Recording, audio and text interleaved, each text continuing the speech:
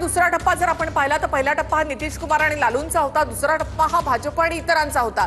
त्यामुळे त्या ठिकाणी लालूंना फटका बसलेला पाहायला मिळतो। लालूंपेक्षा नितीश कुमार यांना बिहारच्या जनतेनं अधिक पसंती दिल्याचं या ठिकाणी पाहायला मिळतं, कारण नितीश कुमारांच्या जागा या इथे वाढलेल्या आहेत। 72 जागा, अर्थात महिलांना 10,000ची घोषणा जी केली व्यवसायासाठी, तर ती घोषणा देखील कुठेतरी आणि ते पैसे जे महिलांपर्यंत पोहोचले, त्यांच्या खात्यामध्ये पोहोचले, तर त्याचा देखील परिणाम या सगळ्यावर झालेला पाहायला मिळत आहे। आणि पण हे सगळं मतदान हे नितीश कुमार यांच्याकडे देखील वळलेलं आहे, हे देखील पाहायला मिळते।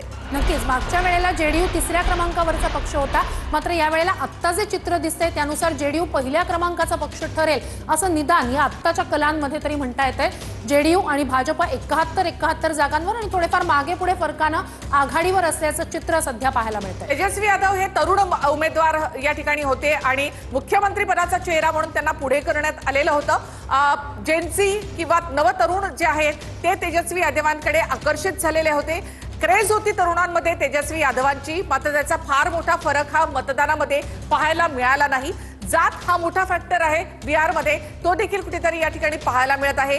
भाजप आणि जेडीयूचे आकडे ज्या प्रकारे वाढलेले आहेत आणि आरजेडी असलेल्या जागांपेक्षा देखील कमी झालेली आहे, त्यावरून लालूंच्या घरामधलं भांडण हे यादवांना, लालू प्रसाद यादवांना भोवलं असं या ठिकाणी पाहायला मिळते। नक्कीच मागच्या वेळेला सगळ्यात मोठा पक्ष होता आरजेडी आणि आता मात्र त्याच्यापेक्षाही घसरण होत कलांमध्ये 58 जागांपर्यंत आरजेडी आलेला आहे। खरं तर मुख्यमंत्री पदासाठी म्हणून जी पसंती देण्यात आलेली होती ती तेजस्वी यादवांना देण्यात आलेली होती, मात्र आत्ताचे चित्र काहीसं वेगळं आहे। आरजेडी 58 जागांवरच त्या ठिकाणी गेल्या काही काळापासून अडकल्याचं दिसतंय। कल आहेत अर्थातच आहे, पण हा आकडा एनडीए आणि महाआघाडीतला खूप मोठा आहे। बिहारमध्ये चौथी बार, कलांमध्ये नितीश कुमारांची जेडीयू 70 पार।